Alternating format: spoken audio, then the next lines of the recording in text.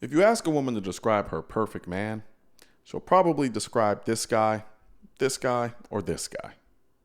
While the guys she actually dates look more like this guy, or this guy.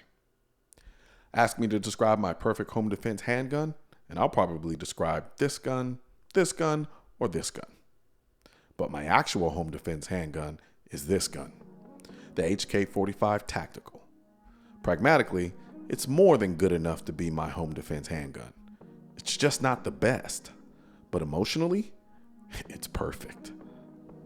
Look through the comment section of any gun video, especially mine, and without fail, there's always that one guy, tactical virtue signaling about how he doesn't care about how a gun looks. It's a tool. And to that I say, you're a towel. But seriously, I have to call bullshit. I think the HK45 Tactical is as close to visual perfection as any full-size production polymer handgun can possibly be. The operative words being polymer and production, because I think 1911s are still the most beautiful handguns on the market, and considering how my custom Signature Series VP9 looks, it's hard for a production gun to compete. All my verbal musings aside, it's really just a bigger stretched out version of the P30. But the P30 is also visual sex, so there's that.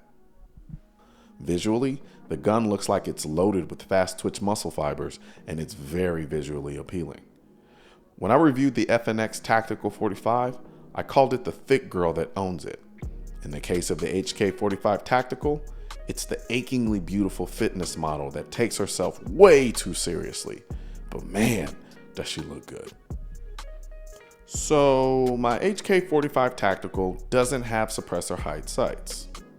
If it's going to be a tactical version, i.e. comes with a threaded barrel, why would it not come with suppressor height sights, considering having a threaded barrel means you'll likely suppress the gun at some point? But I digress. If I'm going to be honest, this gun is almost too big, or I just have size deficient hands. Either way, the ergonomics of the gun are damn good. The grip is comfortable and functional. Honestly, the P30 and the HK45 Tactical have some of the most ergonomic grips on the market. My gun came with the safety and decocker. On my carry guns, I don't like safeties. On my home defense gun, I don't mind them. I wish I had a deep philosophical reason for this, but I don't. Sue me. Let's talk about this trigger. It's decent. Moving on. All right, I'll expound. The trigger is better than the trigger on my P30, but the trigger on my P30 is borderline crap, so that ain't saying much. However, the trigger is livable, and I don't have a desire to change it really. The double action pull is heavy, but that's expected. I definitely wouldn't call it smooth though, but I wouldn't call it rough either. The single action, however, now that's damn good. In single action, the trigger breaks like you're snapping your fingers multiple times, and you get that one great snap that's loud and crisp. That's how this trigger feels in single action every single time. This gun shoots slow. The gun is big, the slide is big, the trigger isn't super short. So what you get is a gun that feels like it's launching a freight train with each pull of the trigger. And considering it's chambered in 45, it kind of is, depending on who you talk to. Though it's a slow shooting gun, it's really fun to shoot.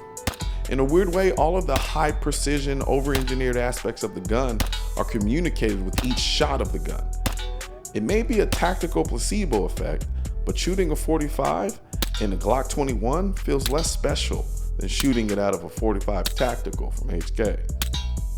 The gun ain't light, so transitions between targets, again, are slow. There's just a lot of mass to move around, and putting a suppressor on it only exacerbates the slow feeling. So I finally figured out why the HK45 is my bedside handgun, even though there are technically better guns for the job.